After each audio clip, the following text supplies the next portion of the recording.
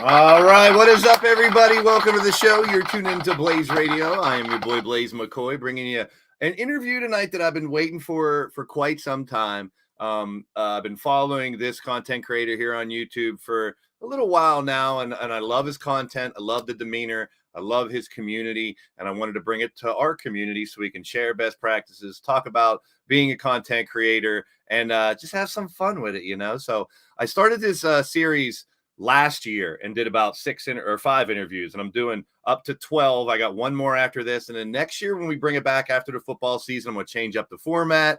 I'm going to try to do something a little different, mix it up for the guests, and try to expand to go reach out even more and find people to interview. So I welcome everybody in for the first time. If you're here and you're new, I appreciate people stopping by. Loyalty is currency, I like to say. Whether you're brand new to the channel, you've been with me since day one, coming up on 6 years here in October. Something I never really planned to do. Blaise Radio wasn't supposed to be about me at all. It was just commentary on a wrestling video game for whatever. And a lot of people think I'm a gamer. I'm not really a gamer. I'm a sports enthusiast, as you can see here. And just blessed to be able to bring you guys content here on YouTube and meet so many people and bring everybody together, meet new people. I love when you guys meet new people too. So we will check out the chat. We'll talk a little bit about how I got started, and then we'll bring on the guest and dig deep into what makes him tick, why he's on YouTube, what he does on YouTube. And it's a little different here. Yes, a sports enthusiast. Yes, a wrestling fan. We're going to get into Disney. He has so much Disney content, and it is amazing. I've talked to my friend Anthony, who's from Pittsburgh YouTube channel. And when he lived in LA, he did a bunch of vlogs on Disney stuff. So vicariously living through him to be able to ride some of the rides, see some of the attractions, very interesting stuff. So, and that's one thing about YouTube here. There's a community for just about everything. There's always something to find, something to entertain you here on YouTube. And yeah, I do play some games, but what I like to do is take all the created characters together and let the computer have it and do some wild and wacky commentary for you guys. As I started to meet people that were other content creators, I found a lot of watch-alongs. So I started to do the NFL Red Zone on Sundays during football season. I'm addicted to Red Zone. I love football and basketball, my favorite sports. But the Red Zone, I'm a multitasker. You guys have seen all the crap I always have here, a million things going on. So it doesn't bother me to watch 7 or 8 or even 9 games at once and try to call the action. So I'm a big Red Zone fan. I'll be bringing that back this year. But it's a little bit about my background for anyone who's new coming in from Pete's community. I have a marketing degree. I'm going to be 50 years old here in a month. So boomer, if you will. 25 years in sales and marketing and retail. Champ Sports, sporting goods. I managed a sporting goods store for a while in Indiana and the Pittsburgh area, close to Detroit. So I was familiar with the Detroit area, the Chicago area, the Indianapolis area. I came back and sold computers during the PC boom, early 2000s. And then around 2010, 8, 9, and 10, I was selling cell phones during the cell phone boom for Verizon. So I've seen the good, the bad, and the ugly of the retail world. And I will not go back. I cannot go back. The world has changed. Buying habits have changed, and a lot has changed here online. So I want to thank everyone for stopping by. If you haven't already, and if you're digging what's going down, I always say it's your opportunity. It's your choice. Hit the thumbs up if you like what I'm giving you. Subscribe if you want more in the future. I try to go live at least 4 or 5 times a week, health permitting. But I did have some health issues back in the day, which brought me to here to YouTube, as well as seeing people play these video games and do commentary on video games. I also have a podcast on retro toys, games, video games, cartoons, comic books, stuff like that. So I'm a big Spider-Man fan, Transformers, He-Man, all that good stuff. So I do that with my friend Super Nacho. Every once in a while, we need to bring that back. I'll show you a little bit about that.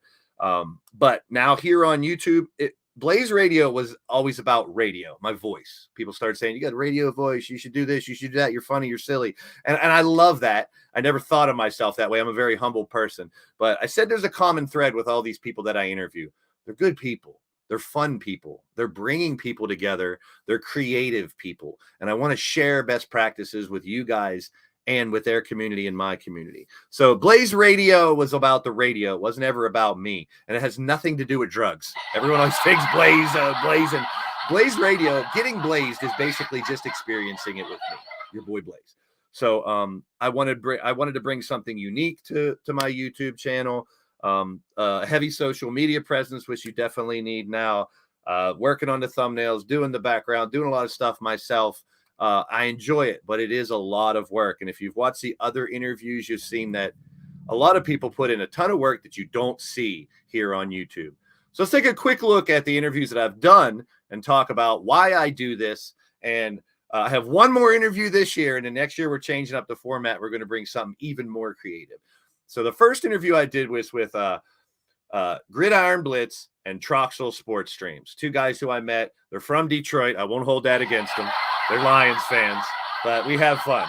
The guys that are very interactive with their chat and really fun doing watch-alongs. These guys grew their channels in a couple years up to 20 and 30,000 subscribers. It's phenomenal to see people grow. Me, I haven't been as consistent, so I'm happy. I've reached every goal I've wanted on YouTube already. So anything above this, whether I get subscribers, whether I get more followers, that's just all, icing on the top of the cake, so to speak. But Troxel and Grid busted my so-called interview cherry, I guess, here on YouTube. It was great. It was just three dudes talking football, learning about what got them into this as well. So that was the kickoff, the first one there. And after this, we had Big Daddy Beard, a guy that I met here on YouTube. We had music and graphic design. I have a marketing degree. Graphic design's in my background. I love making logos and stuff for people. My TeePublic store is up with some of your logos, my logos and stuff. But Big Daddy Beard, he's a true gamer. He's testing all these beta testing games, testing all kinds of different games. He's hilarious. He's funny. He does his debate table talk show, basically, where he's done a bunch of different things, including Battle of the Beats. Me as a former DJ, former drummer, I really enjoy Battle of the Beats. He's finding creators all over the world. I'm talking Asia, Australia, UK, Canada, States, and having them bring their music and compete against each other and people vote. It's phenomenal. Big Daddy Beard, big shout out to him. His character's actually on my wrestling show too. Big Daddy Beard. How you feeling? How you living? That's my boy. Johnny Blaze, ain't a damn thing changed. I got my LTD mug here. Go get it on a TeePublic store. Shameless plugs are here the first half an hour. You know how we roll. Wrestling Days. I got my wrestling fix with this guy. Over 260,000 subscribers now. He started with toy hunts and just blew up. He's from the UK. I never thought he would say yes to the interview. A lot of these guys, I didn't think I'd ever get to interview them. And I'm not the kind of person to bug someone enough to be like, come on, let me interview you. But Days finally said, you know what, let's do it. And we had a blast talking wrestling, talking toys, and just talking about being a content creator. Great with the chat. And I love the chat. Trust me, I'll get to you guys. I see you all over there. I'm making you wait. After this, I'll get to the chat. I couldn't do this without the chat. You guys could be anywhere, and you're right here with me, and I appreciate that big time from the bottom of my heart. Jackknife Finnegan, I've watched his channel grow to over 100,000 subscribers here recently. Big shout out to my man Jackknife. Hilarious, the stories he tells. He's big in GTA, does a little Fortnite, does a little wrestling stuff. He has a bunch of real funny shorts like, what the hell is this? I think is one of his shorts that he does. And one's called What's for Dinner? Just a funny dude. Hilarious. And I had a blast interviewing Jackknife. Finny Gang. Yes, sir. Yes, sir. So after Jackknife, I interviewed Mitch Kofsky and Bird Gang. Philly, I won't hold that against them either. They're from Philly. And Mitch, I ended up joining their group from the Hardcore Sports Network, and Bird Gang 31. We talked sports. We talked a little bit of wrestling. We talked about a lot of stuff. And these guys, phenomenal at what they do and how they grow their channels as well. Big shout out to them. That was a fun interview. That was the end of round one, and that was all in 22. In 23, I got to interview two guys that interviewed me in 2022. Leo and Wanston, what a great couple of guys they are from New York. I always say if I get to travel to New York, I can't wait to hug these two guys, man. They have 3 monetized channels. Wanston just wrote a book. Leo does games and stuff. Wanston does cooking things. They do interviews. They go on cruises and do vlogs. I love living vicariously through other content creators, and that's what we're going to get with Pete as well here. We'll bring him on here in just a minute. I like making you guys wait.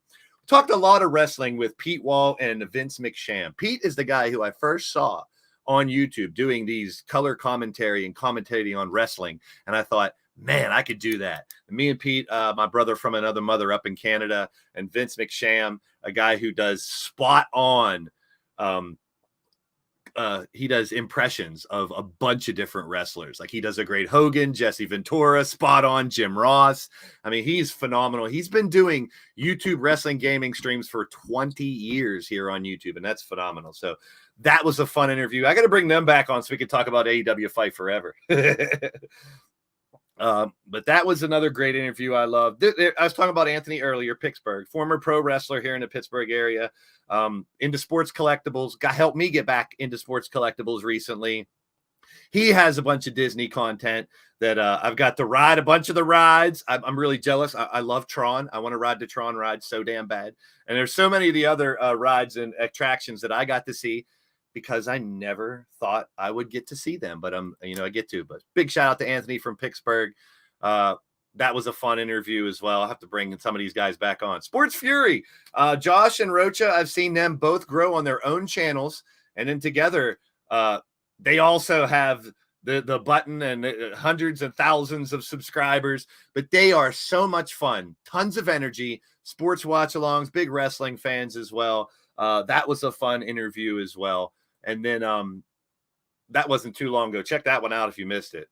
And then Valhalla, my man Jeff, we have a lot in common, but we also disagree on a lot of stuff. But that's the beauty of it. We still have fun. We still shot the shit about wrestling and sports and just being a content creator and finding ways to get past all the rigmarole that you have to deal with being a content creator. So big shout out to my man Jeff from Valhalla Sports Talk. Today we'll meet Pete McDevitt right here on the show. Can't wait to ask him a couple questions. He's done a bunch of interviews and he interviews a bunch of people too. I've watched his channel grow and, for maybe a year or so, I think I've been kind of watching him here and there. I do a lot of lurking on a lot of people's channels. I'm not as active. When I'm working on my channel, I'm always listening and watching someone else as well. So Pete McDevitt, I can't wait to talk to him here in just a minute. And you guys will get to meet him as well. And then in 2 weeks, my final interview of this year will include a fantasy football draft. So the guys from Hardcore Sports Network, my man AK, who unfortunately was in a very serious car accident not too long ago. I would have my man Jeff Turner, who passed away a couple months ago. R.I.P. brother Jeff.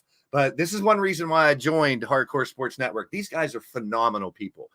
Next Shift Randy's from Philadelphia. I mean, he's from Toronto, up in Canada. We got New York. We got Philly represented, New Jersey. So these 7 guys I'm going to bring in. Definitely have to change the format. I'm not doing an 8-hour interview.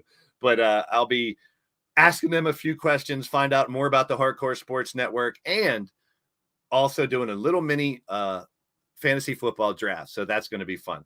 That'll end the second series of interviews. And after that, well, I'm going to have to get a little creative next year when I bring it back even more. So let's do 2 more things before we bring the guest on. We're going to shout out the chat. It's what it's all about. Can't do it without you guys. I appreciate each and every one of you. Wally. Great to see you, Wally.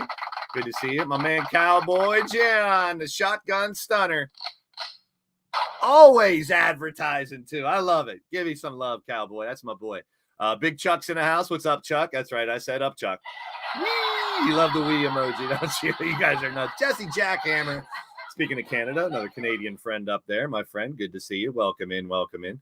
So, like I said, if you guys are digging what's going down, hit the thumbs up, share it out, subscribe if you're new. Don't subscribe if you don't want to. It's all good. Gav, my friend from West Virginia, in the building. Andrew Roberts is in the house. Great to see you, my friend. Butterfly, there she is. Welcome in, my friend. See her everywhere. Love having Butterfly on the streams. Good to see you. Welcome to the show. Goddess of Pain. Yeah, YouTube didn't tell you started till right. Come on, Goddess. Always busting my balls. Chad Schrader's in the house. Good to see you, my friend. Welcome in. You guys are rocking the chat already. I love it. Yes, Finny Gang was in the building. Good to see each and every one of you. Yeah, my boy Mitch. I'm going to bring them all back to interview. Jamar Games, another member of the Hardcore Sports Network. Good to see you, bro. I just love meeting people. Still blows my mind meeting people from all over the place. Producer Preston in the house. I think we got some of Pete's people coming. My dad. Oh, okay. Big shout out to producer Preston. Big shout out to you. Thanks for joining the show. It's going to be fun. Triple Beat. There he is. Beat. My boy Beat in the house. Great to see you. So when I was talking to Jeff Valhalla Sports, he was starting to tell me a little bit about Pete's story. And all I knew about Pete is what he did on YouTube. I knew nothing about the guy. But he started to tell me a little bit about his story before we did our show 2 weeks ago. I was like, hold up. I want to save it for the show. And he said, definitely inspirational, great guy. So he couldn't wait till I interviewed him as well. But before we get to the interview, we're going to do one last little shameless plug for those that are new to the channel. We're going to go to a quick little commercial break, probably maybe our only commercial break today, because I really want to I was talking to Pete just for a couple minutes before the show. I could already tell he's the type of guy I could talk to all day long. So we're going to take a little commercial break. I'm going to show you a little bit about what I do on Leaning Towards Death Wrestling, which is my EFED, which is computer versus computer wrestling. And I like to get creative. We have a whole world there, over 90 different people on my roster. I'm so blessed to have over 90 different people's characters fight on my show. Also, WrestleSense is my wrestling podcast every Thursday night at 8 p.m. Eastern on the WrestleSense YouTube channel. I'll show you a little trailer for that. And the Legion of Dork, which is my podcast with my boy Super Nacho about retro gaming, video games, cartoons, comics, and all that stuff. So one last bit of shameless promotion, and then we'll get to the actual interview. We'll be right back after this. After these messages, we'll be right back. Yo, yo, yo, it's your boy Blaise McCoy, the lunatic kick from the sticks, the Steel City Sultan, your dungeon master, creator, commentator, promoter, MC, DJ, ring announcer, play-by-play, all that good stuff. And you're tuned into the Blaised Radio Network as part of the Digital Wrestling Syndicate here on YouTube, where we're showcasing your original created characters with custom shows, titles, arenas, and music. Our digital wrestling shows feature you in action in the ring, putting unity back in the community and repping many other channels with unique events like the Combat Kingdom Stable Wars, Game Night with interactive chat, games, and prizes, the Get Blaze Talk Show with special guests, show reviews, recaps, and live interviews, digital collector cards for roster pages on our Wix website where you can find everything you need to know about LTD, and check out the TeePublic store for your LTD merchandise. Promotional consideration paid for by the following: Blaze Brews Eliminator Beer. Don't get eliminated, get obliterated. Drink Eliminator Beer. And sit back, relax, let the AI take you for a ride. But always remember this: we're all leaning towards death. Some are just a little bit closer. Peace and positive vibes to all you, and stay tuned to Blaze Radio, hook, line, and sinker. This is your boy Blaise McCoy saying, see ya in my stream.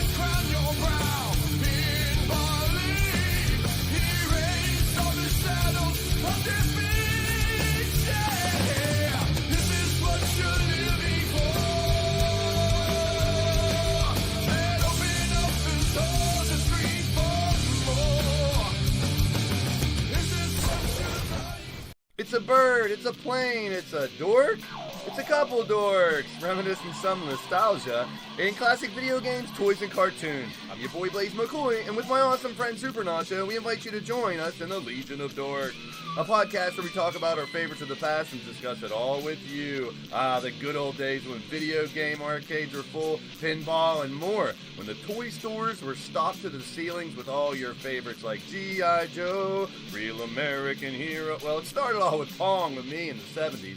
Then Atari, Nintendo, Sega, ColecoVision, and television, and more brought new classics. Classics like Space Invaders, pew pew pew, and Donkey Kong. Pitfall. Dig Dug was a great one. Spent a lot of quarters on Galaga, that's for damn sure. Tecmo Bowl, hut, touchdown, and all the sports games. Super Mario Brothers became an instant classic. So did Zelda and Sonic the Hedgehog.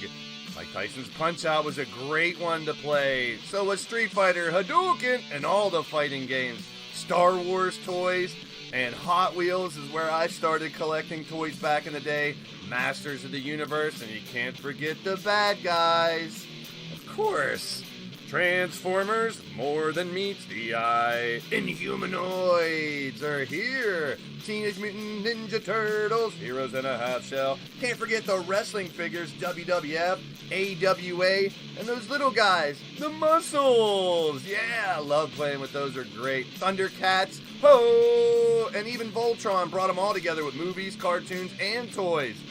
Join us in the Legion of Dork right here on the Blaised Radio Network here on YouTube.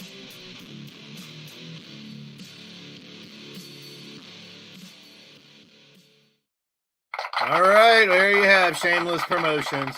Check it out if you haven't already. I appreciate everybody stopping in, popping in, hanging out with your boy Blaise. I already say it. Always say it, whether it's 1 minute, 1 second, 1 hour, the whole damn show. It is much appreciated. And I mean that from the bottom of my heart. I really, you guys could be anywhere, but you're here with me. And I always say our WWW around here is wit, wordplay, and wisecracks.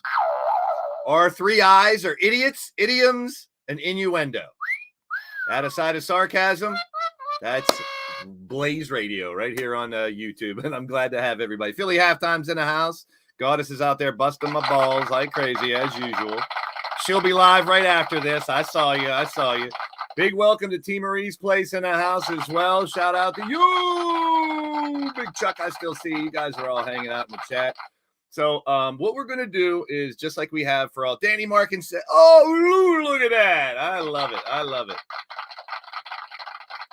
So as we always do, I like to give a little bit of background on what I do and why I'm here as well. But at the same time, Nightbot should be dropping. I don't know what my Nightbot is doing. He should be dropping links for the WrestleSense podcast and all my other stuff. And in the description of this podcast will be the link tree and the links for Pete McDevitt and what he does here on YouTube and all over social media as well.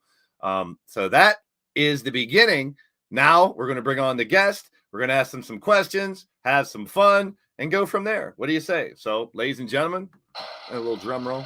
I should bring a drum up here and do an actual drum roll since I'm a drummer. All right, welcome to the show, Pete McDevitt. How you doing, Pete? Good. Thank you for having me. Appreciate being here. It's this. I told him as soon as he came into the StreamYard thing, I said, you must be one of the most busiest YouTubers out there, man. It seems like just about every day you got something going on, and that's amazing. And I can't wait to dig deep into why and what you do and share what you do with my community. So absolutely. We have four little segments to go through. We're going to start it out with the Blaze Basics. So we'll be right back to find out more about my man Pete.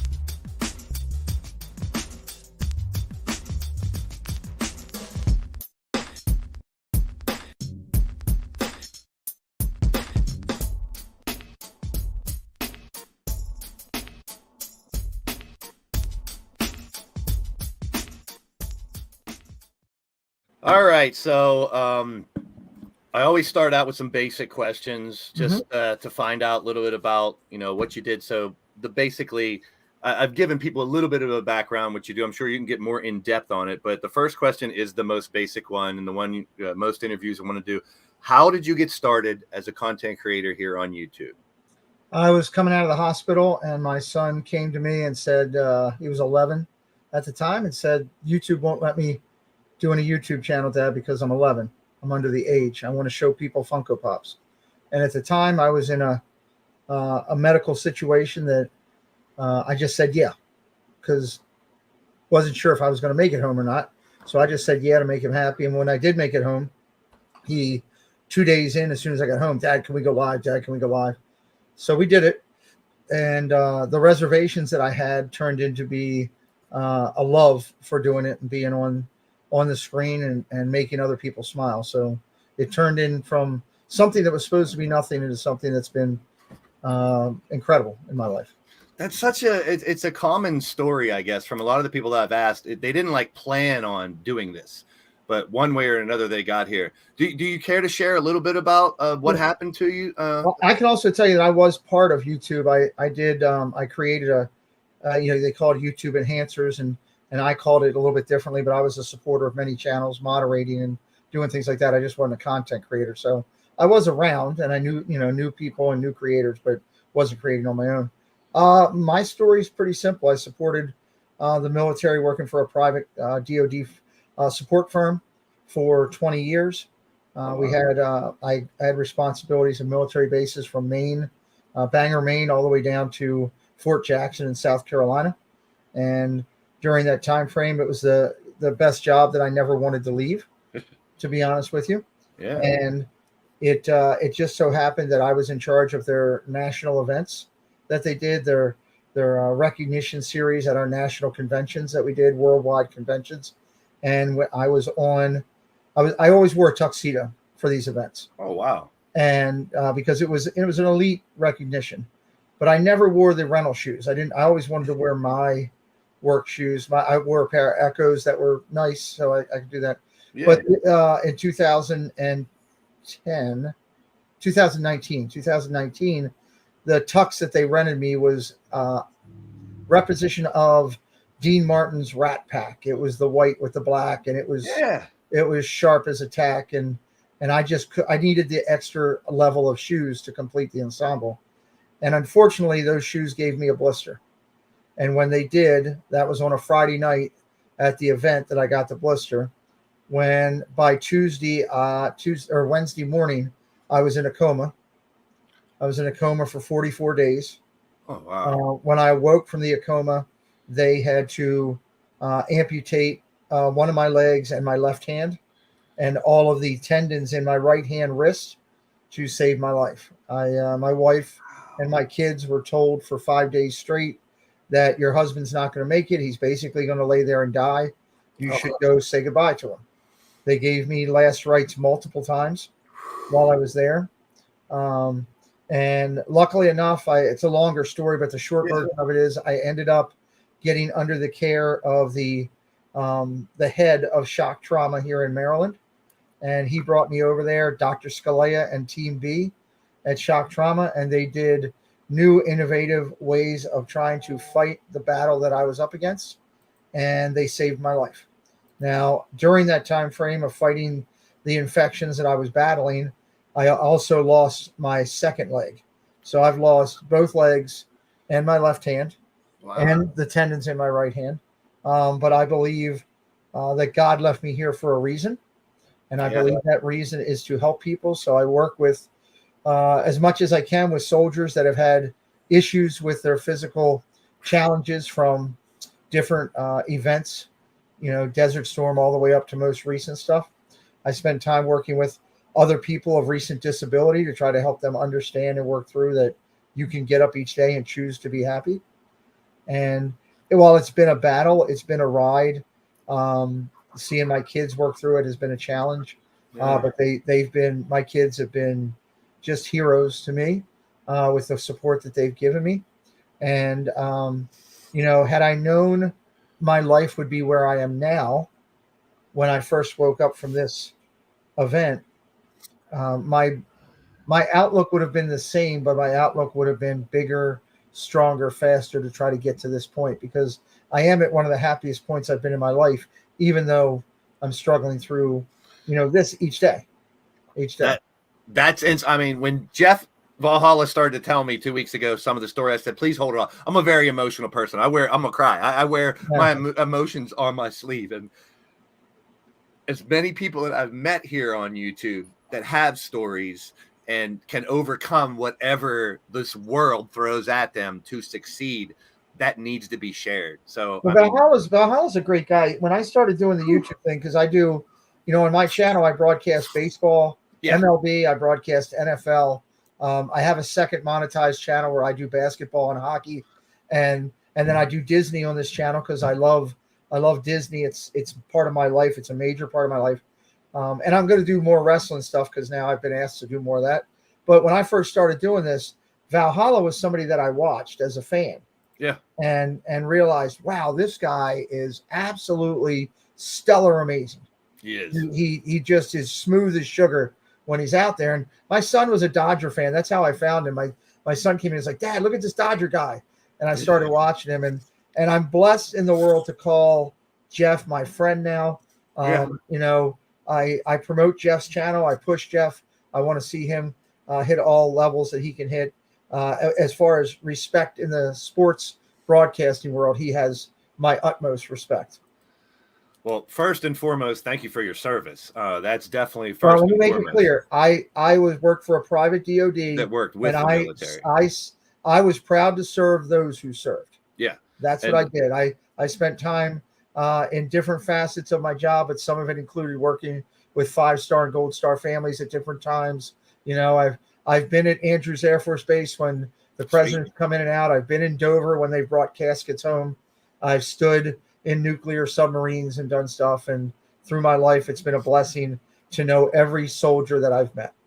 So, I mean, just to share some of the stories, and I won't call anybody out, but there's people in my community that deal with cancer on a regular basis, chemotherapy, that are in a wheelchair permanently, autism, all kinds of issues, but we're all dealt a certain amount of cards, but it doesn't mean life is over. It doesn't mean you can't overcome.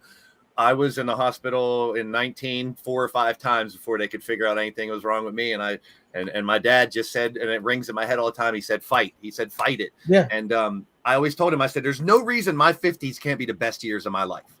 Right. So, and that's an inspiration. And to a bunch of the people in the chat and the people here and everything, that is such a glimmering explanation and example of never give up. You know, you can always do something no matter what this ridiculous world throws at you. So my dad was in the Army Reserves for 25 years. He was never active or anything, but I still thank him for his service. What he did. God bless his service and his sacrifice and yours, because what people don't understand about the military family is that it's not just the soldier who serves. It's every person that is directly related to that soldier that serves that emotional and mental posts while that serviceman is standing in the line of duty. Now, or woman. I've always told my community, it doesn't matter if you have 10 subscribers, 100, 10,000, 100,000, but I do like to, you know, show successes, and to have 2 monetized channels is a big deal. You have 18,000 on your channel and over 1,000 on your second channel. That's phenomenal. I mean, it's not easy, as a lot of the people that are in my community have their own channels and they struggle to grow too. But nowadays it doesn't matter. I mean, unless you just want to get monetized at 500 now, that's a big number. But I've seen people with a couple hundred subscribers that are just as entertaining as someone that has 100,000. So I don't really preach on the numbers, but I do like to celebrate success of those who have done well. I look at views more than I do numbers, because if people are watching your channel, you have the views. And, you know, with my channel, I'm a little under, right around 2 years actually aggressively doing this, and we're at 5 million channel views without a viral video. I don't have one viral video. And I've seen that too. I've seen channels that have a couple hundred, they get one viral video, they got 7,000 subscribers next. So, I mean, if you're only pulling, you know, a couple people in your streams, but I also say, whether you got 10 people in your stream or 100, do your thing, have fun with it. I saw you talk about in the stream he just had a phenomenal stream on his channel. And like I said, in the description, all the links. The ladies had a phenomenal The ladies, stream. I was just there. But you talked about one of the numbers in analytics that I like to talk about a lot, which is average watch time. A lot of people don't talk about that. That's how long you hold your audience.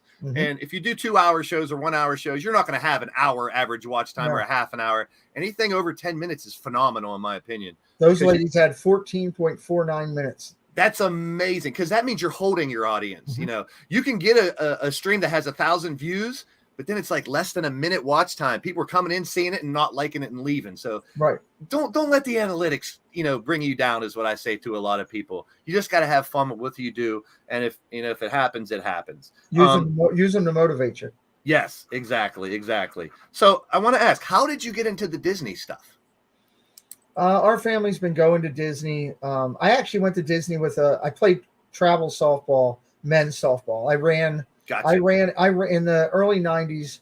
I ran a travel adult men's serious softball team that traveled all over the country. We were sponsored by Easton. I had several bars that sponsored us. My our travel expense budget for the last year I did it, which was 92, was over $100,000 just for travel. And we played in 32 of the 50 states. And that's awesome. We won a national championship in 1992, my last year. Out of 3,600 teams, we finished first, which was pretty awesome. But we were down in Disney playing. I had never really been to Disney. I had just started a family at the time. And literally, there's a strip over on the other side, outside of Disney Springs, over by the violin shops and everything. I was over there, and I called my mother because my sister worked at Disney. I called my mother. Yeah. I said, this thing looks like a giant south of the border. What the hell? What is this? Because I'd never been. And she said, no, you're missing out. It's the parks. It's on the other side. I'll take you there. And she took me there 2 weeks later, and we were down for another trip. And I went into Magic Kingdom and rode the rides and was reminded of the things as a kid. And that started it for me. And then my family got into it. We've just gone every year. And what I'll tell you is, from somebody who went to work every day and met a person with a machine gun or a pistol on their hand, and was reminded about the terrorism that we have in our country, that all of that stuff. Yeah. To go to Disney and be able to forget about that, to go to Disney and meet people that I've met that are the nicest, most down-to-earth people in the world, to go to Disney and be treated by the cast members like you are gold. Yeah. Because that's what they do. That's what Disney's about. I know there's some people that don't like Disney for whatever reason. I don't force it on them. If you like Disney, I'll talk it with you. If you don't know about Disney and you want to learn, I'll share it with you. But if you don't, I respect it. And I say, okay, it's not for everybody. But I can tell you, for me, it's given me some of the best friends that I have in the world. I have people in my life now that I can tell you have made my life the best it's ever been. When I go to Disney every time, I have minimum 10, maybe as many as 30 friends that I see, do rides with, have meals with. And my kids, I know every time they were watching Disney growing up that it was clean, safe, and fun. So that's what I love about it. I can sit there and people watch. I can sit there and ride rides. I can eat like a banshee because they have good foods. It's all about the feels of everything.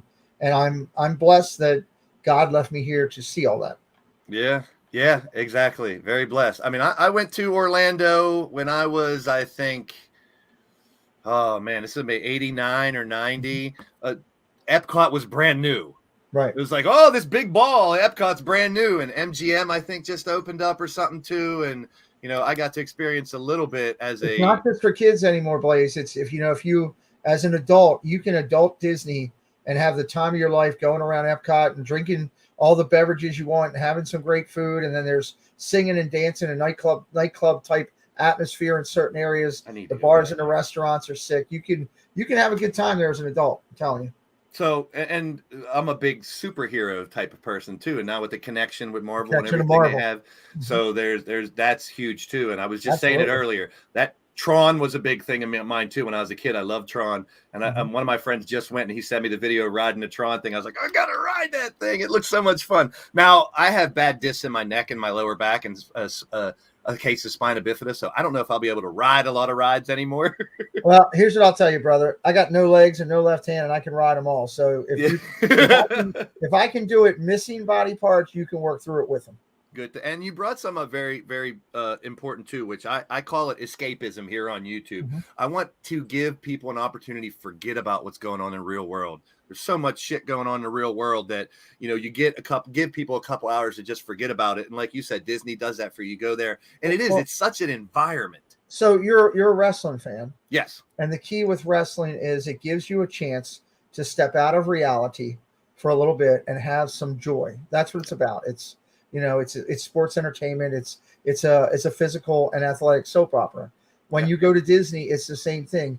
Once you step off that plane, you step out of the reality of all the problems in your life. You're thinking about, you know, going to the parks and having fun and eating good food and listening to good music and having some laughs. And that's what wrestling does, and Disney does the same thing for me. So you mentioned going to 32 different states. That's phenomenal, just to travel and see a lot.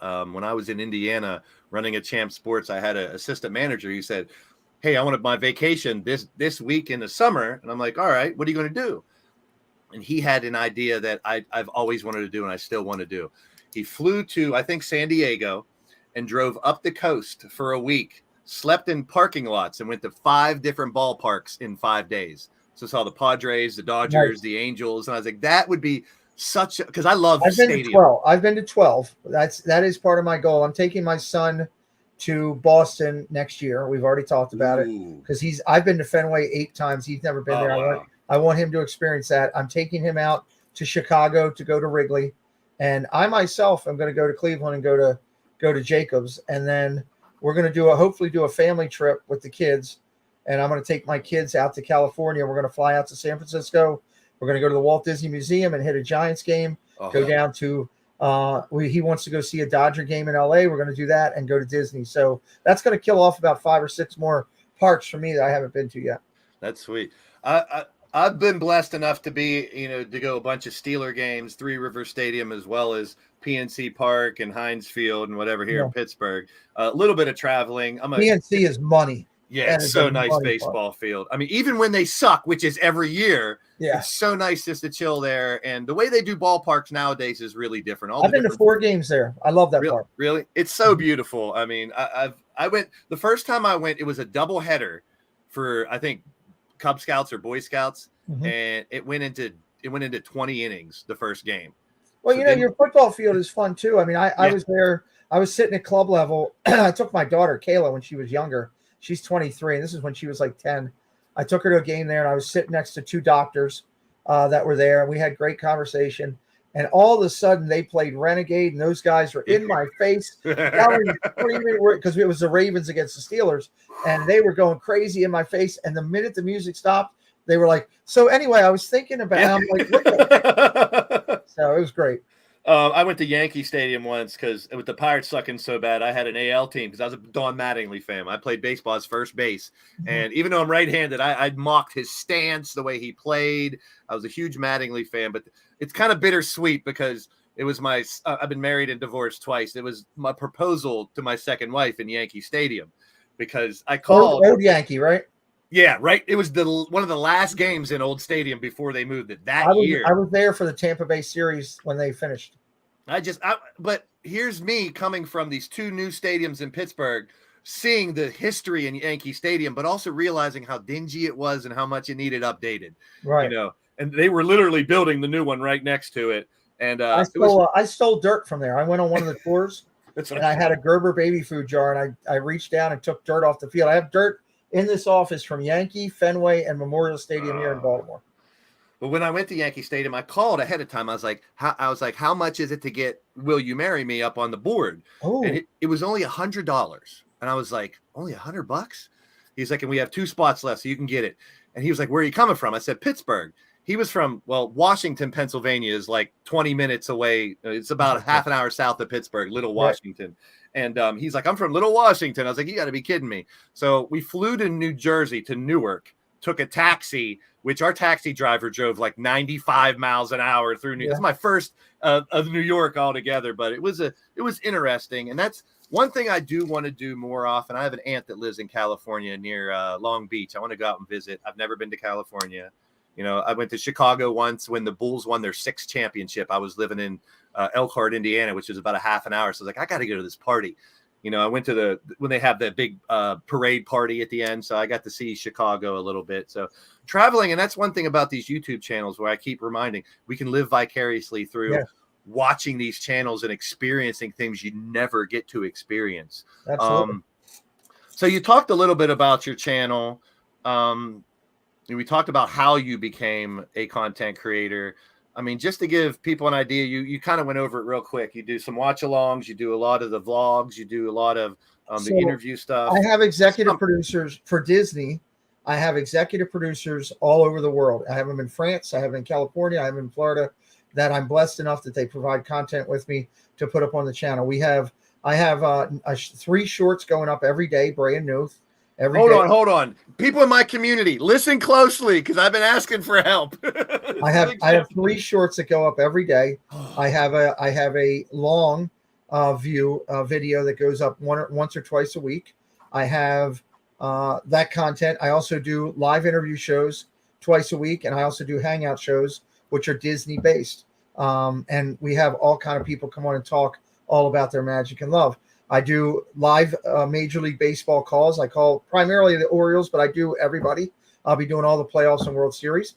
And call out to Jeff Valhalla, who talked me into just going to do my Orioles. I was originally doing everybody, and then Jeff gave me some good advice. And then I do NFL. I do primarily Ravens, but I literally have 65 games already scheduled from the start of the season just through Thanksgiving for the NFL. Told you. He's one of the busiest guys on YouTube. I told you. I'm live every day with a minimum of 1 show, 3 shorts. So like today, I've got 3 shorts and 2 shows. So I got another show tonight at 10 o'clock. Yeah. And I mean, I found that, it's a double-edged sword because I studied the shorts a lot for a while here. I see people gain a lot of subscribers because of shorts, but I don't see it always a direct correlation to them getting more viewers on like live streams and uploads because of shorts. Well, the key is a couple things. One, you have to know when to do the shorts. You have to know the proper timing to doing the shorts, the proper tagging to doing the shorts. You also have to understand what time of day is the best to do it. Yeah. Once you get those shorts and get those people, you need to continue to do things on your channel to cultivate them into actual subscribers, not just a number. An actual subscriber is someone who's watching your content, who's helping you grow. Maybe it's through a super chat, super sticker, Venmo, PayPal, or becoming a member of your channel, or coming in and watching more of your videos, giving you watch time to get credited on your monetization opportunity with commercials. Those are the key. That's where you make out. And when you can take that person who comes in as a short and also cultivate them into a subscriber that is participating in your channel, where you get to know the person, that is the key. The building the relationships and get to know. I have a nickname in the community, which I won't bring up right now, but I have it because I cultivate relationships. I cultivate things to happen. I try to do what I can to help others find each other, because it can be a beautiful thing when you build relationships. I can tell you that within my community, I can pick up the phone and either direct message or text just about every one of the top creators all the way down to the newest creators, and they'll take my call, and I can do things because I've treated people with respect. Yep. I honor and value what they're doing, and I build relationships with them, and that's why we can do what we do. I said when I was interviewing Jeff Valhalla that he has the formula. He knows the visual aspect, the chat, and all that. And you're the same way, Pete. I get the same vibe from you. And that's great advice on the shorts. That's things that I've kind of studied, and I don't want to get into it real deep, but the first 5 seconds of your short is very important too. There's a lot of people that are like, stop scrolling or something weird to get your attention, to get you to watch more of the short, because you can put a 30-second short out and get 1,000 views, but are those 1,000 views just 1 second? A 30-second short isn't the number. I'll tell you right now, if you're going anything over 16, you've screwed yourself. That's the first thing. The second thing is that you have to understand that the picture that lies in that starts your short, where they get, you need to have something quality, and you got to have you can't film a short with a crappy camera and think you're going to have it great. It needs to be quality. So it's a lot more to do in shorts than just to throw one up, to make it work and get successful. I average on mine 2,500 to 5,000 views every short I do. Every amazing short. That's amazing. And I saw Butterfly put something there about Pete has a very respectful channel. Yeah. I am all about family friendly. Yeah, we test the lines and we throw some innuendos and stuff. Yeah, it's great. But I don't allow people to come in and bully each other. I don't allow people to come in and drop language or treat people with respect. I lived my life where I say this all the time. I walked into the Pentagon and I never had to go by a 4-star general and drop the F-bomb to get his attention. Yeah. So I don't believe that needs to be done. I also, Blaise, I require all of my moderators to take a training course that I provide for free. Boom. Thank you. Because moderators are just dropped in 95% of the time. There's so many things that they don't think about that are part of moderating, like not calling people out directly in a stream, like not being on there where everybody's putting the same link. You know, you can have 20 moderators in your channel, and somebody can welcome people in. Somebody can thank the super chat. Somebody can welcome all the new subscribers. Somebody can tell people to like and subscribe. Somebody can share new videos. There's so many things that we can teach, and I proudly, for free, train people to be moderators, and I require them now on my channel. If you don't take that course and you're not part of my moderator chat where people can, I have a moderator chat where people can communicate during my streams. Then I say, thank you. I appreciate you being here. I hope you stay, but you don't have to do that. Well, okay. I'm not going to have you with a wrench, because my channel is one of my most prized possessions, and I need to make sure it's on top. That's phenomenal. And I've preached this probably in every interview I've done, because before I became a content creator for 8 months, 9 months, I called this YouTube channel my baby for a reason, because for 9 months I studied it first before I wanted to do it. And I saw people, oh, you're welcome to the channel. You're a mod. Welcome. You're a mod. Welcome. You're a mod.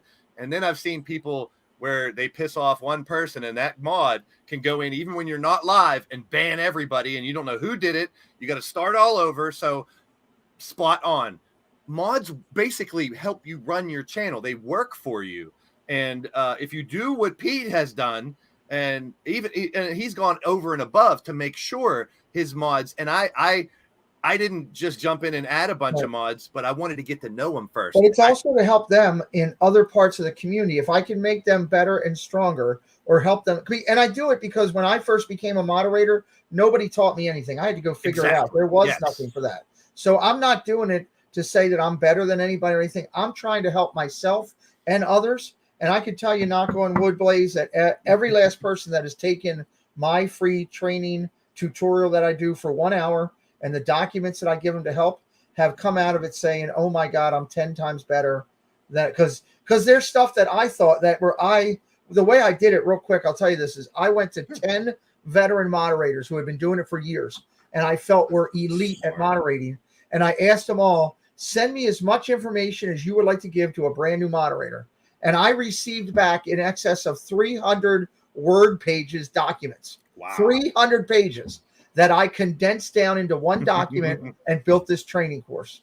And it works. It's phenomenal. I'm proud of it. And I can tell you, I'll take the people that I've trained in my community and put them up against everybody else. See, we got people in my community already want to take anybody. I will let you know when I do my next one. It'll probably be in the next couple weeks. I usually do it on a Saturday. I don't do it on my channel. I do it through one of the offset things. Nobody has to pay a penny. People just come in, be a part of it, and hopefully learn something.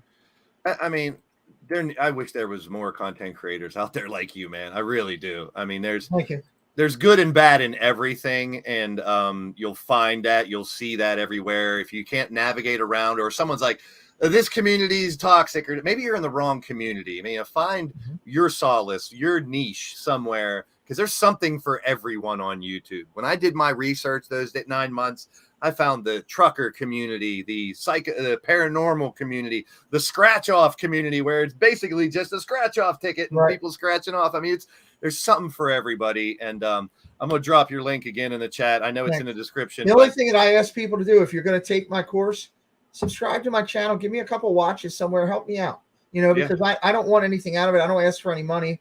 I don't tell people you got to go Venmo me or any of that. I don't do any of that BS on my channel. Yeah. Anybody that wants to do anything monetarily with me on my channel, they do it because they want to, they like to, they choose to, and we are humble and we're grateful for it. But I don't ask or do any of that. So when I do my thing, I just tell everybody, if you appreciate what I'm doing, help me by giving me a subscribe and watching some of my videos. Those things help. Hey, I always say, man, if you can monetarily, support the channel, that's great. I never push that on anybody, but if you can super chat, you want to be a member, whatever. But this is why I made this shirt. Loyalty is currency. Hitting that thumbs up helps our channels. Leaving comments helps our channels. Shares help the channel tremendously. You never know when you're going to find some new subscriber out there. Even trolls. I've learned to flip the trolls. A lot of my moderators, very, very stern when it comes to someone coming into my channel and causing problems. But I always say, give them a chance. Well, you never know. You know, I'm constantly handing out business cards or stuff when I see people that have Disney shirts on or football shirts on and stuff like that, given the opportunity to come on. I was sitting today with I was at a wrestling show, and I was sitting with Rebe Hardy today, Matt Hardy's wife, and we were just talking about life and some other things. And I mentioned to her about, hey, I know you guys go to Disney all the time and everything. Did you know I'm doing X, Y, and Z? And the next thing I know, she's telling me, I want to come onto your show and hang out. So you never know who's going to have what. Yeah. And most of my community, even though I always say I'm probably the only wrestling and gardening stream on YouTube. And if there is another one out there, I want to know, because I want to pick their brain, because my garden isn't doing that great this year. But it's phenomenal to see and meet the people who kind of get it. They understand that the chat is huge. If you didn't have a chat, you're not going to grow your channel. I mean, I've seen a lot of channels where they yell at their chat or scold them and say this. And I'm just blessed to have you people here with me. It's simple as that. And we're in the world of instant gratification. I mean, I sold these things for 10 years. I know they can be good. A lot of people think, oh, it's bad. But if you use them in the right way, you got all the information in the world. But I think if you use technology the right way, it could be such a blessing. Thank you to Cowboy John, too, for subscribing. I appreciate you. Yeah, if you guys aren't subscribed, you're doing it wrong. You got to go check out Pete. Like I said, it was probably through watching Valhalla and a couple other channels I saw yours. And when I see a channel that I'm attracted to, it doesn't take long for me to be like, this guy gets it. Thank you. And it shows. And I've said this to all the people I interview. I'm not blowing smoke just because you're here. I wouldn't interview people if I didn't think they fit the mold in the idea of what content creators should be here. AK, I see you out there. 2 weeks, my friend. I'll have you on the show, and the people from the Hardcore Sports Network. And please get better. He was in a real bad car wreck.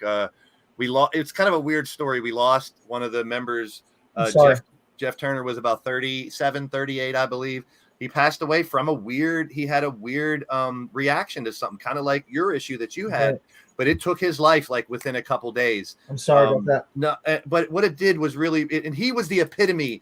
He was doing shorts every day. He was so friendly. He let people have their opinion and respected them.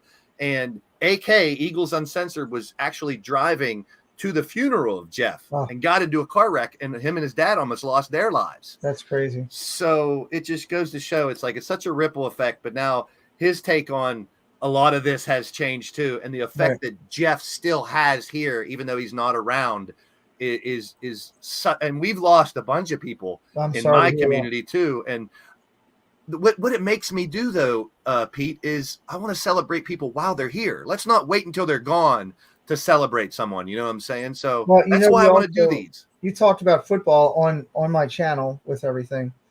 We had a young lady who supported our channel who passed away as well, and she was big in the football front and everything. I do a Thursday show every week.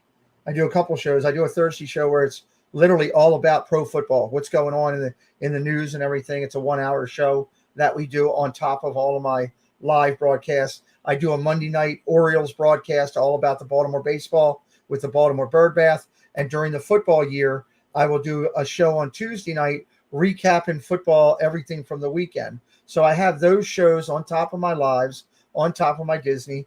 And I run one of the biggest NFL survivor pools there is. Sweet. It's $25 a block to get in. It's paid out over $7,000 the last 3 years. And it's a simple survivor. Pick a team, they win, you move on. If anybody's interested, you can email me at my email, PeteMcDevittShow@gmail.com. But the key with that is I can say something that I don't think anybody else maybe in the world can say. I'm a guy who runs a survivor pool for the NFL who paid out people when he was in a coma. So I don't ever want to hear anything like that. Props right there, my friend. You should be braggadocious about that. Now, a lot of my community, because I started out with the wrestling game and I do the podcast, are big wrestling fans. So, and we talked a little bit about earlier today, Maryland Championship Wrestling, which I've heard of that before, and they always seem to bring in a lot of the big names. So how did you get involved with Maryland Championship Wrestling?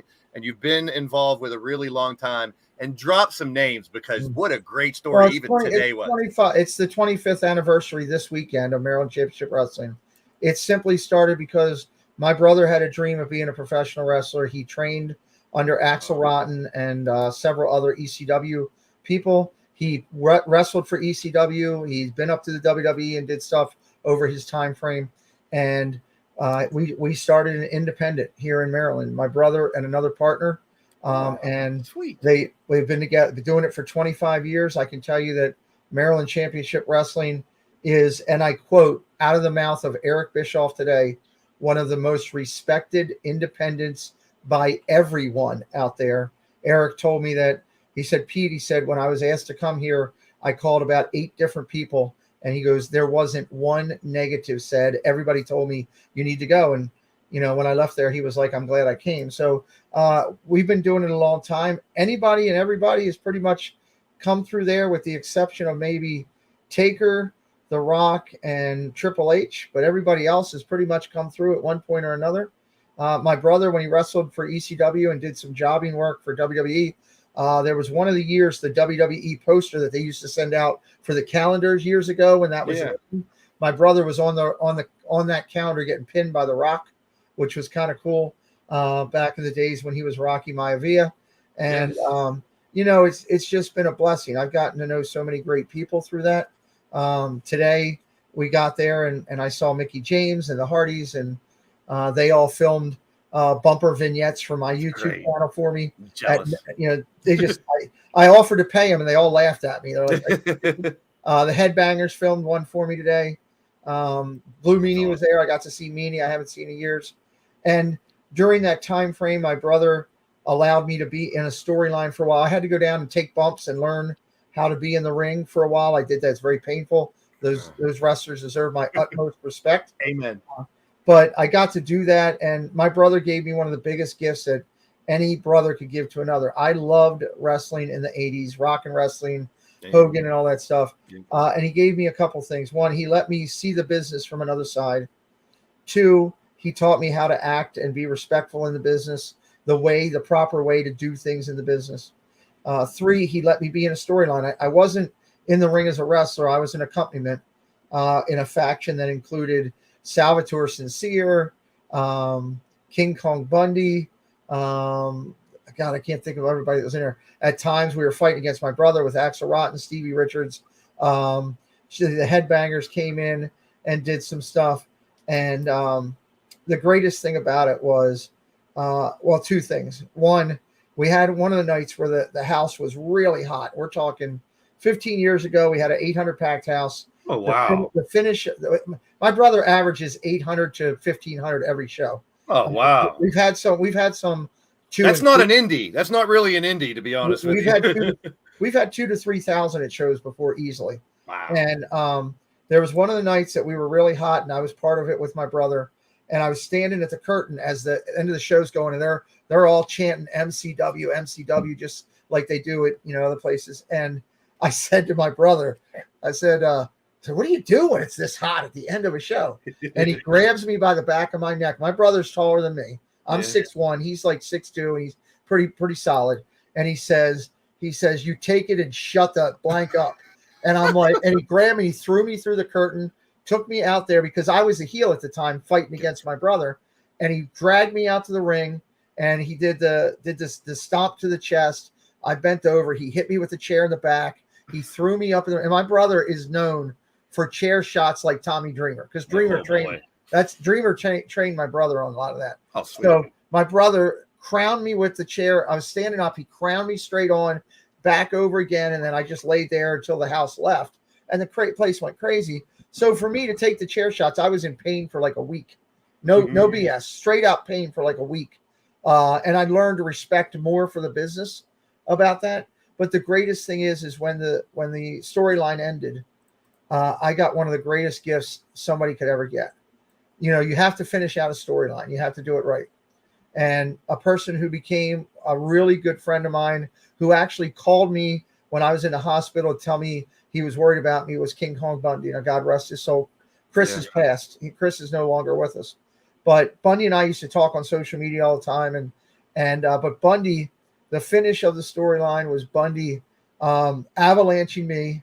I took the avalanche and I went over and hit the ground, and then I took the splash, and Bundy did the 5. And for a fan who watched wrestling, to get that from Bundy was the ultimate gift that my brother could have given me. and I loved it. And I've got to meet so many people. I mean, the Iron Sheik was a good friend. He was at my brother's wedding. I've hung out with the Sheik before many days. You know, I was in the car driving around with Moolah and Mae Young and Honky Tonk Man and Hacksaw Jim Duggan and, you know, of course, Axel Rotten and, you know, just people like that. I sat and played Madden and ate chicken with Yokozuna and did stuff like that. You know, it's, you know, Lita at shows before she became the Hall of Famer that she is, used to sit and watch my daughter and hold my daughter when I'd be out doing other things. Amy is an incredible friend of this family.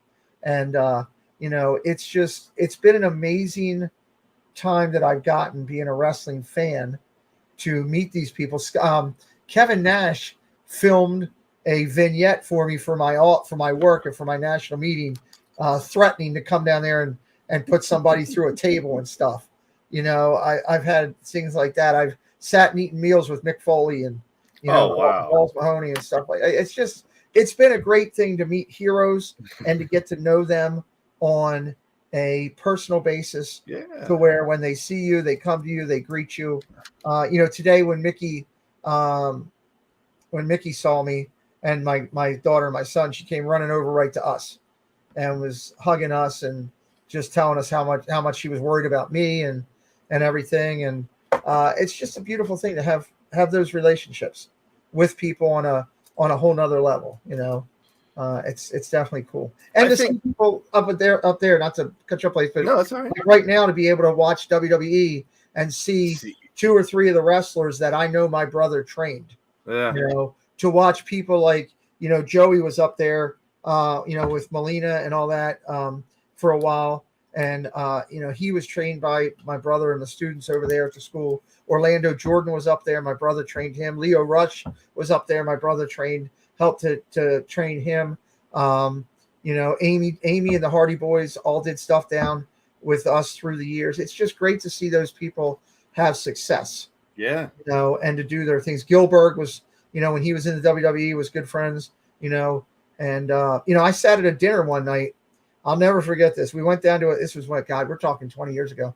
This is when Cena was doing Thugonomics. This is how long ago it was. So my brother was like, sent me a text. He's like, hey, you want to come down to the Hard Rock tonight? We're doing something over there with some of the guys that are in town for the WWE show. You know, and I walk in and sit down, right? I'm just sitting there playing with my phone and everything. And we're about ready to eat. And I turn to my right, it's Rey Mysterio. I turn to my left, it's John Cena. You know, and I'm looking straight across the table, and it's Randy Orton. And I'm like, life's pretty good. You know, I mean, just getting to talk with those guys is a cool thing. I mean, I'm jealous as hell, but that's such great stories. I mean, and I know, as you saw, Goddess of Pain even said, my whole childhood read off like a wish list of people that I wanted to meet. But that's the type of story that why I want to do these interviews. Roddy Piper did his last ever Piper's Pit in my brother's wrestling ring. Oh, wow. So I got to step into a wrestling ring twice in my life. I got to do ring announcing for two local indie feds, and that's enough for me. So stuff like that's just phenomenal. I did meet Kevin Nash for a second, but it was in Fort Wayne, Indiana, and that's awesome. He's awesome. After a show, it's not as a great a story as how you got to talk to these people. I heard a rumor. Well, here's Fort Wayne, Indiana, and there's a mall and there's one big road with like 8 strip clubs on it. So the rumor was all the wrestlers were at this certain strip club after the WCW Thunder. So my buddy was like, we got to stop by. So we go into the strip club and there's Saturn and Billy Kidman, and we sit in the middle of those two at the bar. And I didn't want to talk to nobody or say nothing. You know, I wasn't one of those guys, hey, sign this and that, because they always say, be careful if you meet your heroes. Perry and my brother didn't get along too well. But the first person I saw when I walked in was Big Show, and he was sitting in he had 2 chairs he was sitting on. He had a girl on each leg. And then as we were leaving, we were only there for like 10 minutes. I just wanted to see the wrestlers. As we're leaving, this big guy ducks under the door coming in and gives me one of these. And I was like, that's freaking Kevin Nash. So I had like a second just to say hi to him. It was kind of weird, but like I say, and I've met some people just in indie wrestling from my friends working there, like Bill Eadie, Axe, trained my boy Ray. you know, so because he's from around this area. And I always remind my friend CJ Sensation, who's the referee in that commercial I did on my podcast. He beat CM Punk way back in the day. So I always like to tell people he's fought some big guys, but that's, and if you talk about meeting like professional football players, basketball players, even baseball players, a lot of times it's not a good story because they're bothered everywhere. But when I hear those stories with wrestlers, it's always a little different. Like, I think they really appreciate the fans. There's good ones with football too. I was a liaison for Ray Lewis down at Norfolk Naval Station we love him in Pittsburgh. Well, I was a liaison for him on a military base, and he was amazingly generous with his time for all of these soldiers and their families. Like, he was only supposed to be there for like an hour and a half, and he stayed like 5 hours for every last one that came in and did stuff. And what I'll tell you is, when you wake up from a coma and Ray Lewis is video chatted you on his phone, giving you inspirational talk of not to give up in life, that you need to fight, that I want to see you again. When you wake up to something like that, you realize that you can put an impact on people's lives. I told a story when I was interviewing Josh and Rocha from the Sports Fury, and I was doing the whose line it is anyway, or whose jersey it is in any way, and I was showing different jerseys, and they had to guess it. Now, when I bought a lot of these jerseys that I collect, I would buy them in bulk. Like, I'd find eBay where there's like 20 jerseys and for $50 and buy them all. So I have a Ray Lewis jersey. I thought it was a nice prank to be like, oh, look, Ray Lewis, I'd never wear this. I'm a Steeler fan. And then one guy in the chat from Sports Fury said, what if I gave you $50? Would you put the shirt on? I said, for $50, I'll run up and down the street and tell everybody I love Ray Lewis. The dude super chatted me $50. Told me, so I had to put it on. So there's literally proof of me wearing. I'm not that type of fan. I'm a fan of sports in general. Like, I respect the Steelers and the Browns. I want to beat them. Yeah, because they're interesting things. But I still want to beat them. But Ray Lewis has made an impact on my life with what I've seen.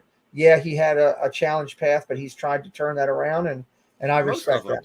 I'm a big Lamar Jackson fan. I joke with my one friend who's a Raven, a content creator. I said, please trade us Lamar Jackson. I would love to have Lamar Jackson. I love his demeanor. I love his ball game. Well, let's hope he can win a playoff game. Then I'll love him. Yeah, that's the other thing. But I could sit here and talk with you all day long. We're going to get to the second part of the interview, which is finding a little bit about what you like.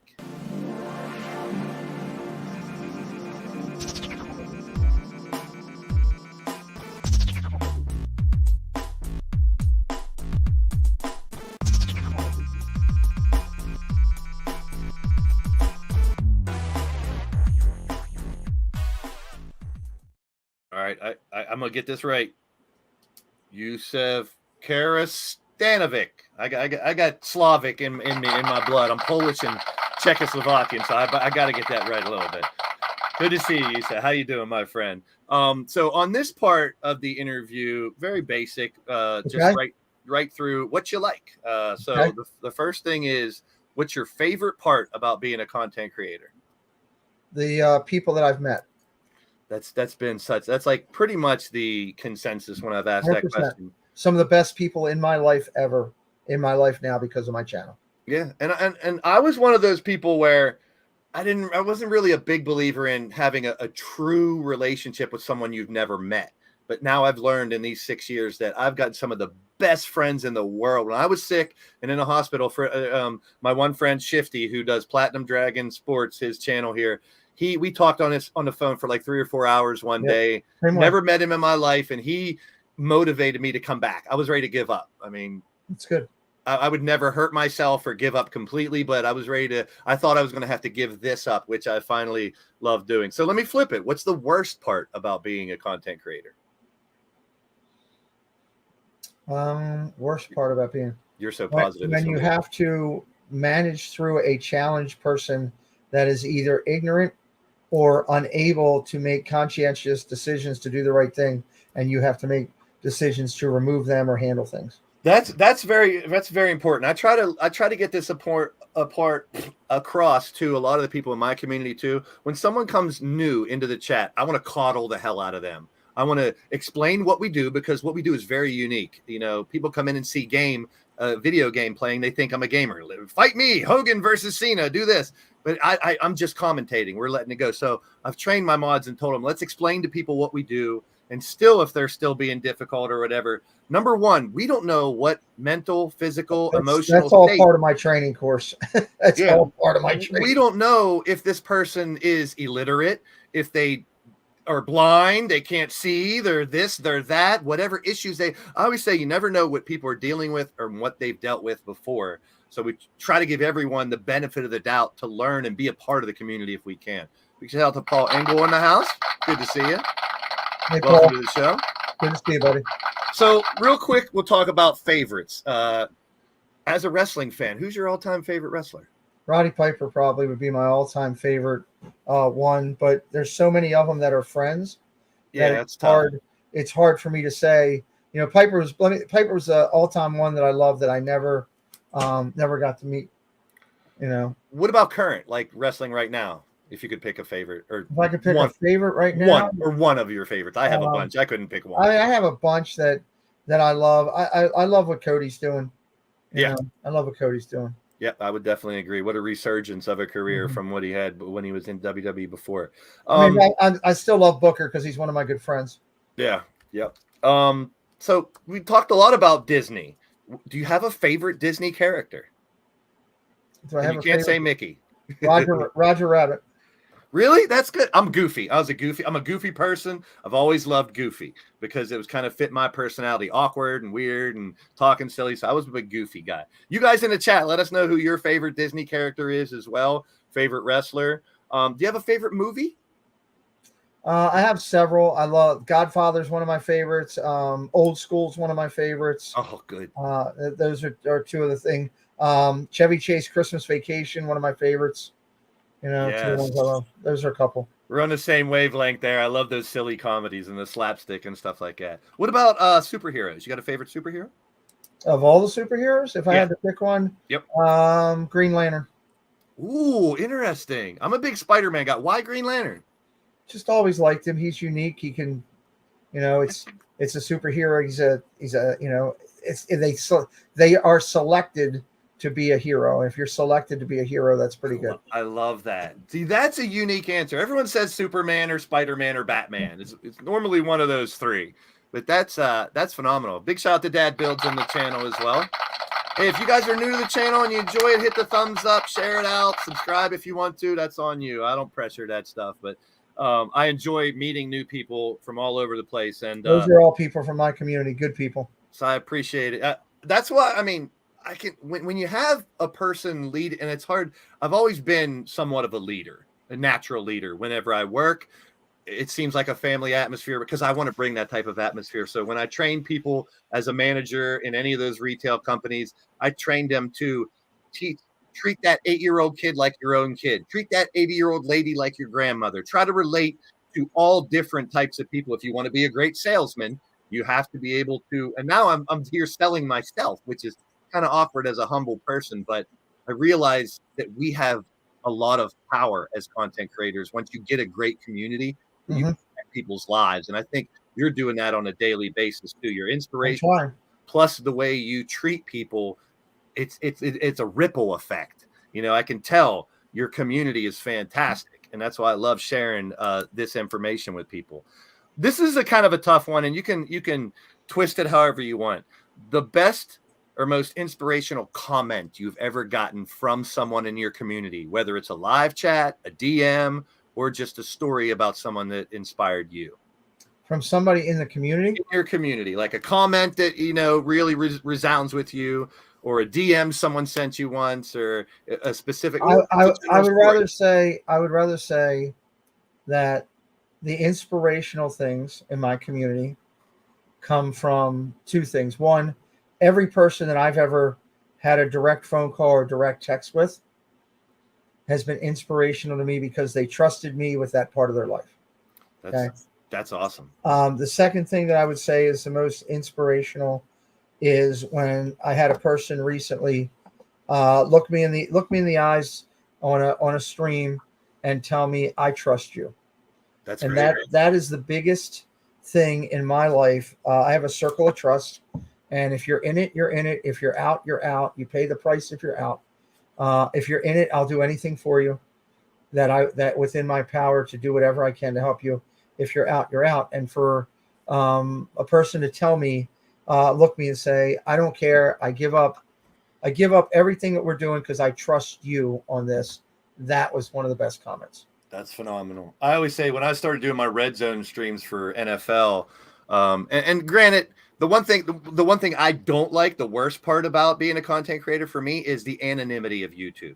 I can make a Pete McDevitt show logo and come into people's chats and pretend I'm you. There's people that have done that, and I can be Firestar, I can be Triple Beat, I can be Dad Build. You never know. I just contact my lawyer and let him handle it. But when someone said, I'm in the military, I'm in Germany, I'm missing my football game, thank you for doing this stream. Means a lot.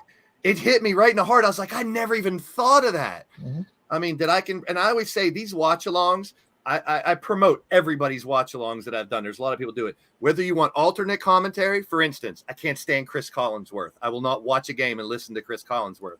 I'll have some watch-along on just to hear different commentary.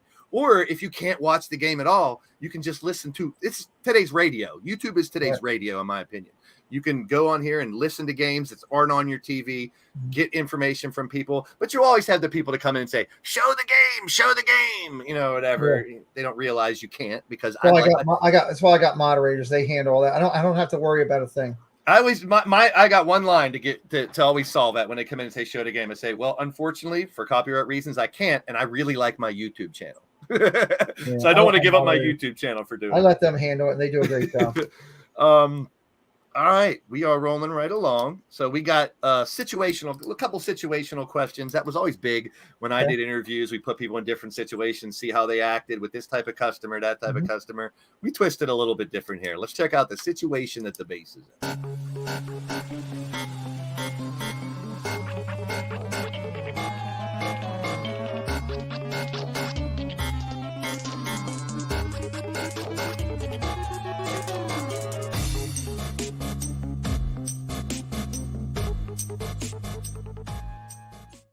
All right, so after this segment, we'll have a couple people in the chat if they want to ask questions.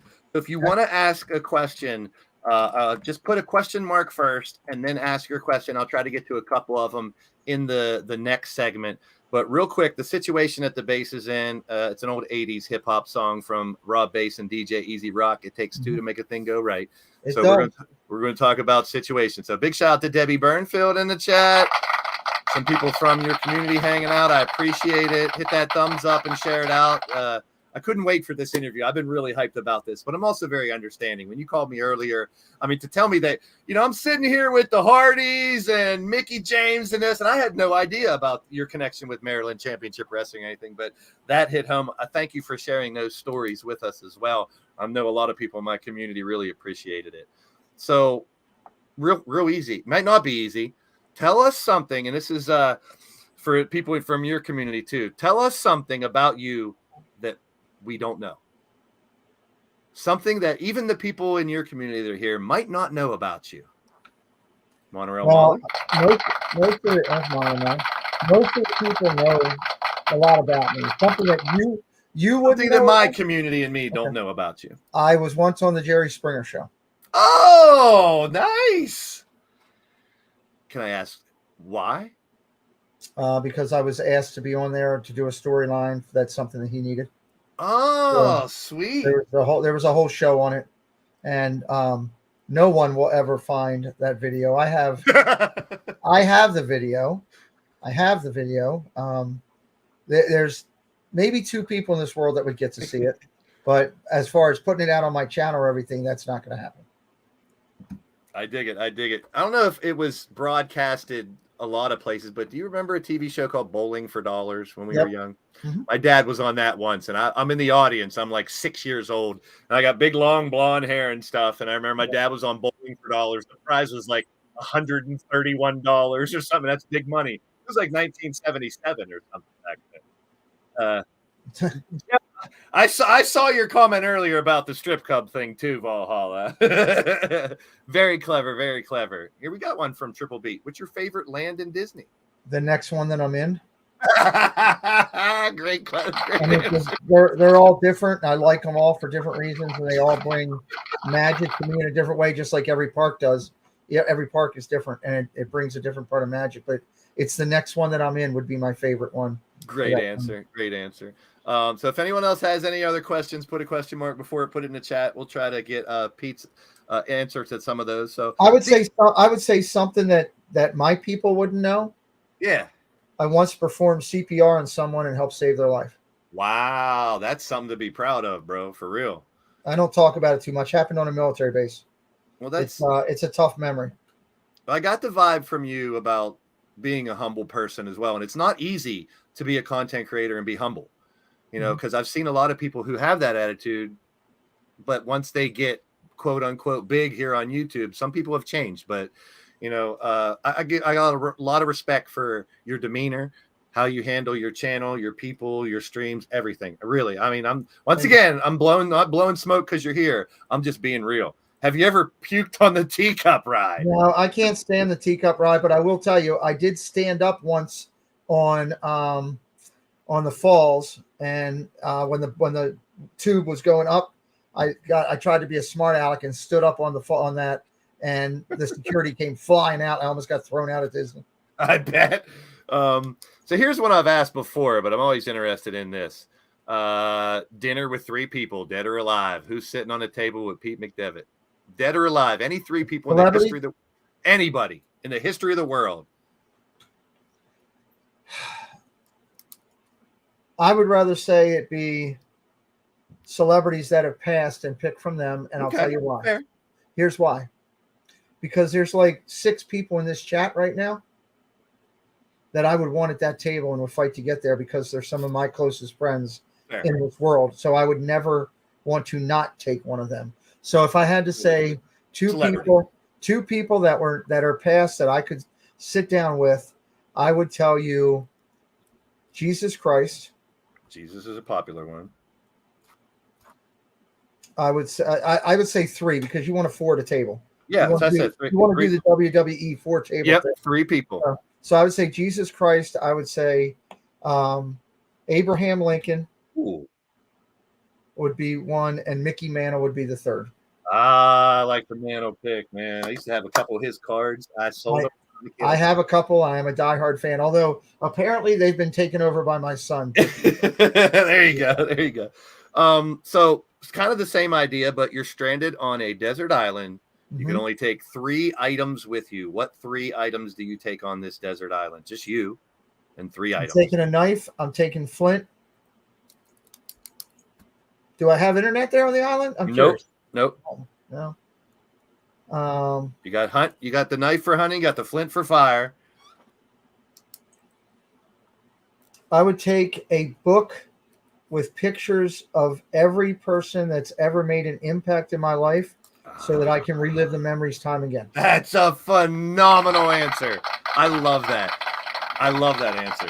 And you have to have the flint to make fire, and you have to have the knife to make fire, and that also you can hunt with, and then you can boil your water and save your life. So that's what I do. That's phenomenal. That's awesome. That's probably one of the best answers. No disrespect to anyone that I asked that before, but that's one of the best answers I've ever heard. Creative answers. I dig that. Here's one from Butterfly. How many times have you been to Disney? Do you know the answer? in excess of 100. Wow. And I live in Maryland. It's not like I live there. Now, have you gone to California and Orlando? Not yet. I have a plan to go to Orlando, but I'm waiting for somebody that I want to go with me to work to get there. So you've gone to California all the time? No, I'm going to Florida all the time. You've gone to Orlando. I want to get to California. Gotcha. But that's an upcoming bucket list down the road thing. Yeah, I dig it. I have a question. What's your ties with the baseball, the youth baseball that you travel and watch sometimes? My son plays on the team, and I Sweet. do the games for him so that he has something to fall back on with his grandchildren to show them what he did. Right now, I don't have any videos. I only have scrapbooks where I can open up and show my son that I would have been drafted by the Pirates had I not got hurt. I've got all the paperwork. I've got that stuff to show him, and I've got articles to show him that were written about me when I was his age, but I don't have the video, and I wanted to give him something for down the road. What position did you play when you played baseball? Pitcher. Nice. I played on at his age, or from the time I was in upper levels of high school trying to work college. I played on what was then called a specialty team. It wasn't called All-Star Travel. It's called specialty. Yeah. And Mark Belanger of the Orioles was the coach. And I played with his kids, Richie and Robbie Belanger. I played with Jimmy and Terry Crowley. I played with Brian Jordan I played for Atlanta. I played with Jeff Nelson, who played for the Yankees. It was an incredible team. Probably one of the best years of my life. I could never hit a curveball. I was bad with curveball. Actually, part of this big broken nose was a curveball that didn't curve. Yeah. And I played for the firemen had a team, and they were sponsored by the firemen. So we were red shirts. I wore 2 red gloves. And when I woke up from being knocked out with the curveball that didn't curve, I had 2 hands full of blood. And my nose was over here. We were blessed in the fact that with Belanger as the coach, when I played third base, Brooks Robinson came out and worked with us at third base. Ooh. And when I was pitching, Tippy Martinez, Sammy Stewart came out. All the Orioles came out. I've taken batting practice at Old Memorial Stadium. I've hit home runs out of Memorial Stadium. Oh wow! It's just I hit for average. I couldn't hit home runs. Memories that I have that'll never go away, and it's of my younger days. And I know I have amputations now, but when my back got hurt, I went from throwing in high school 93, 94 down in the low 80s and couldn't get it back. It was like having part of me amputated leaving the game. Yeah. I still love the game more than anything. And I can sit there and talk it with my son now and other friends that I have. And it's a beautiful thing. You said Brooks Robinson, the hair on my arm stood up. That's awesome. Okay. Which character have you not met at Disney? There's a ton, because there's a ton they don't have. Yeah, the list is too long. There's a bunch they don't have. I think Triple Beat used to work there. Was there a people mover in the park? There is a people mover in Orlando. I have never ridden it, but I will ride. I already have a plan to ride it in February for the first time. Sweet. Of course, Jeff has to have a funny one. Did you ever get an entire bag of Big League Chew in your mouth at one time? But I did an entire bag of Pop Rocks, and that was interesting. When I switched from first base to center field, I loved playing center field late in my career. I would have literally a back pocket full of sunflower seeds. I wasn't like that, but I'd be on the mound, and if I was messing with people, I'd blow them a kiss or I'd wink at them or do stuff, Pop Rocks. There you go. Yeah. That's good. Good stuff. Let's see. That's the end of that part. We're just moving right along here. That's all the fun stuff. We got basically one last segment here. Awesome. I got a 10 o'clock that I have to do too. So. Yeah, we're gonna pop over to. Yep, this is the final segment. We got. I always have. And I'm not making fun of people here, but there's certain things that people say, and they say it a lot. To be honest with you, not going to lie. I always joke with people that say stuff like that. To tell the truth, to be honest with you, not going to lie. And I say, what, do you normally lie? Is that why you're going to say that?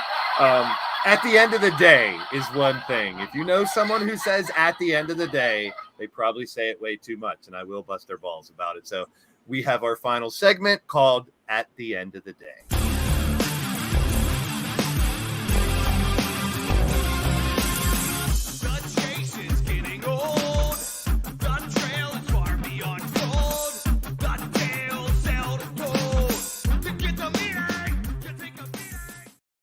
All right, so before we get to the final thought, when we get to the final thought, you have to start it with at the end of the day and then your final thought. I actually use that adage a lot. So do you? Yeah, you're an at the end of the day person. Well, it's just a military thing that several officers used at the Pentagon when I was there, and it stuck with me.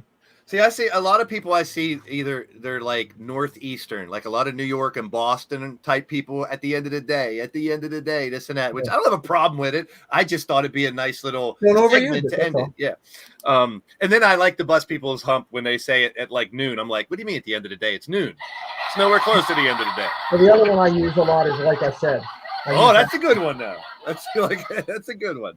So before we get to the at the end of the day final thought, what advice would you give to a new or growing content creator here on YouTube? Have integrity. Be consistent. Don't give up on what you're doing just because something doesn't work. Not everything that works for one person is going to work for the other. Find good quality in sound and visual. Your picture has to be quality. Take the time to understand and learn tagging and understand and learn labeling of your videos. Make your channel as clean as it can be and as simple for somebody to get into. And realize that you better be using the F word a lot on your channel. And that one is fun, because the minute you're not having it, it becomes a job and a labor and not a something that you cherish. So that would be it.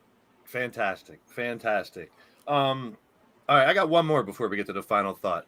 Mm-hmm. What's next for your channel? What like, give me an idea of what's next for my channel. I think is what happened tonight when I turned over the reins to three amazing women in our community and let them just run with the channel, and for me to be able to be a part of highlighting new people in our community and building more community through their efforts and what they do is a special thing. Continuing to work. Dad Builds is in here. I couldn't do my channel without Chris and some of the stuff that we've done together through it, and he's a valued friend. And to continue to build that and just to find the happiness in life. You've got to be happy in life. So this channel has provided me that. You got a great community, bro. You really do. I mean, I like, once again, I'm not just blowing smoke because I'm interviewing you. I've watched a lot just in the background, sitting and watching and seeing how your moderators work, seeing how you run your shows. And you got a lot of different things going on. And that's always good for a content creator. I did just one thing for 4 years, was just that wrestling gaming show. And then I realized I did have reach and I wanted to do more. So here we go. Final thought before we leave. And you must start it with, at the end of the day. Last time I got asked for a final thought, it was on Springer. It didn't go well, but let's do it. Different final thought. Go ahead. At the end of the day, Pete McDevitt. At the end of the day, what is it? For me? Mm-hmm. Okay. At the end of the day, life's too short. Find the things in your life that you love and surround yourself with them. Life's too short. Find the things in your life that you want to do and do them to the best that you can do. Life's too short. Find the person or the people in your life and tell them why they're valued and that they're valued when you can, because tomorrow you may wake up and not be able to. Life's too short. Never give up on your dreams. And finally, and most important, life's too short. Never give up on yourself. You got me again. I wear my emotions on my sleeve. If I'm emotionally drawn one way, I cry. If I'm happy, I'm crazy. And that's so many of us. I mean, your story is so inspirational. So many people in my community and myself. I've had a time in my life where I could have easily given up. I was raised the right way. I was raised to, treat other people the way you want to be treated, the golden rule, all the good stuff that, that comes along with being a faithful person as well. And knowing that there's a plan for you, no matter what happens to you, there's a reason you're going through it.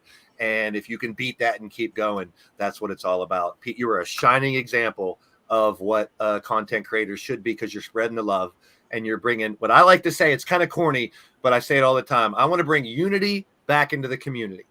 Well, the key is when you find that point, that whatever that item is that brings that happiness and everything to your life that builds, okay, whatever that point is, if it's a person or a belief or whatever, pull that person as close to as you can. That's the key. Like I said earlier, I want to celebrate people before it's too late. Mm-hmm. I just saw a friend at the grocery store today. My 50th birthday is next month, and I'm throwing a party. I told my brother, I said, I haven't had a birthday party in probably 20 years. I said, but I don't want it to be my birthday party. It's called a celebration of friends, because as we get into our older years, you could find yourself only meeting your friends at funerals.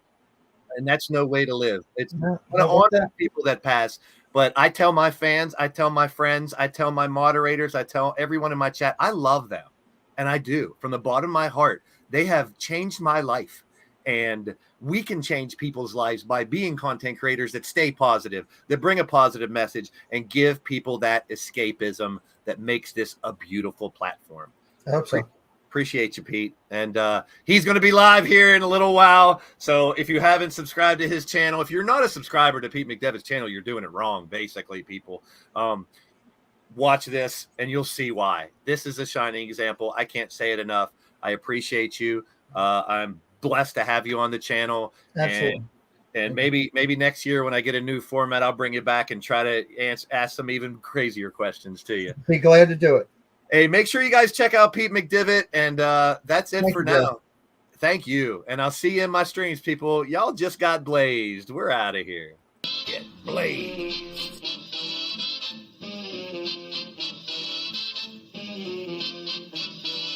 Get blazed.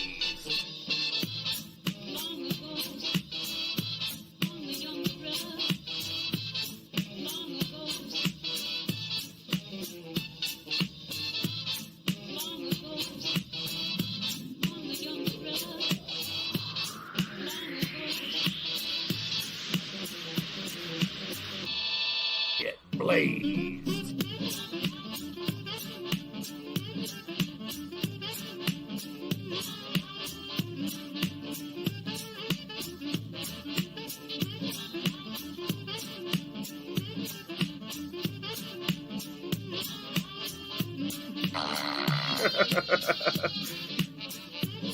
Thank you, Danny, for making me smile at the end there. I appreciate that. You guys are awesome.